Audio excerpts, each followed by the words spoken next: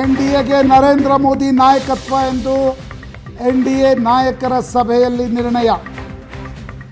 NDA ಒಕ್ಕೂಟದ ನಾಯಕರಾಗಿ ನರೇಂದ್ರ ಮೋದಿ ಅವರನ್ನು ಆಯ್ಕೆ ಮಾಡುವ ನಿರ್ಣಯ ಔಪಚಾರಿಕ.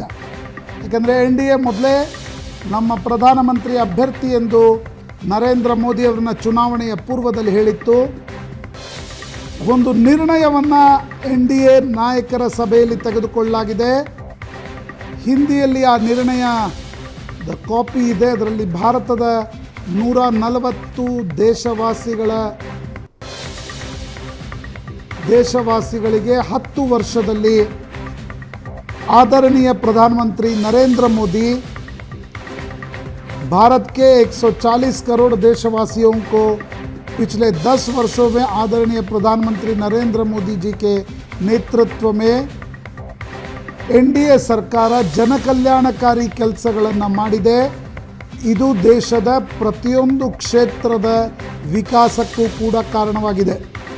ಬಹಳ ವರ್ಷಗಳ ನಂತರ, ಸುಮಾರು 6 ದಶಕಗಳ ನಂತರ ಭಾರತದ ಜನ ನಿರಂತರವಾಗಿ 3ನೇ ಬಾರಿ ಒಂದು ಪೂರ್ಣ ಬಹುಮತದ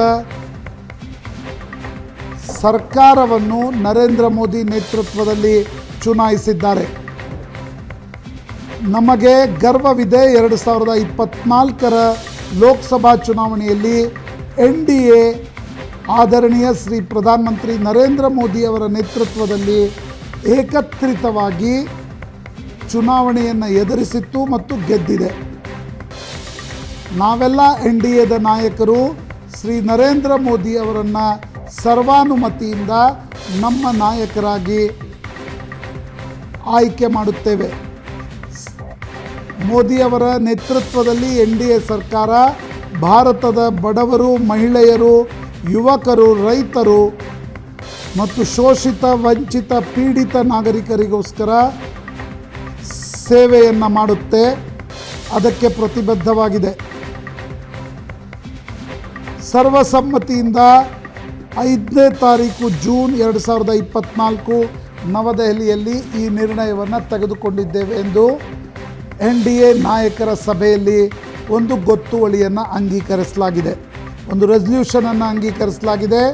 ನರೇಂದ್ರ ಮೋದಿ ಅವರೇ ನಮ್ಮ NDA ಒಕ್ಕೂಟದ ನಾಯಕರು ಎಂದು.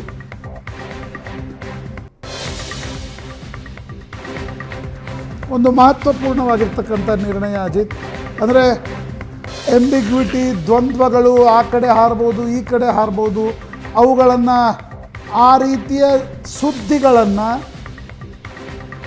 ಪೂರ್ಣ ವಿರಾಮ ಹಾಕುವುದಕ್ಕೋಸ್ಕರ NDA ನಾಯಕರ ಸಭೆಯನ್ನು ತರಾತುರಿಯಲ್ಲಿ ನಡೆಸಲಾಗಿದೆ ಮತ್ತು ಒಂದು ಅಧಿಕೃತ ನಿರ್ಣಯವನ್ನು ಕೂಡ ತೆಗೆದುಕೊಳ್ಳಲಾಗಿದೆ. ಮೋದಿ ಪ್ರಧಾನಿ ಆಗ್ತಾರೋ ಇಲ್ವೋ ಅನ್ನುವ ಚರ್ಚೆಗೆ ಪೂರ್ಣ ವಿರಾಮ ಇಡುವುದಕ್ಕೆ ನಿನ್ನೆಯ ಅಲ್ಲಿನ ಕಾರ್ಯಕ್ರಮ ಏನಾಯಿತು, ಪಕ್ಷದ ಕಚೇರಿ ಎದುರಿಗಿನ ಕಾರ್ಯಕ್ರಮ, ಅದರಲ್ಲಿನ ಮಾತುಗಳ ಸ್ಪಷ್ಟತೆ ಇತ್ತು.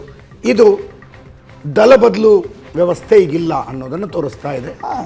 ಎಲ್ಲವೂ ಯಾವುದೇ ಗೊಂದಲಗಳಿಲ್ಲದಂತೆ ನಡೆಯುವ ಲಕ್ಷಣ ಇದೆ. ಒಂದು ಸಣ್ಣ ಬ್ರೇಕ್ ಮುಗಿಸ್ಕೊಂಡು ವಾಪಸ್ ಬರ್ತೀವಿ.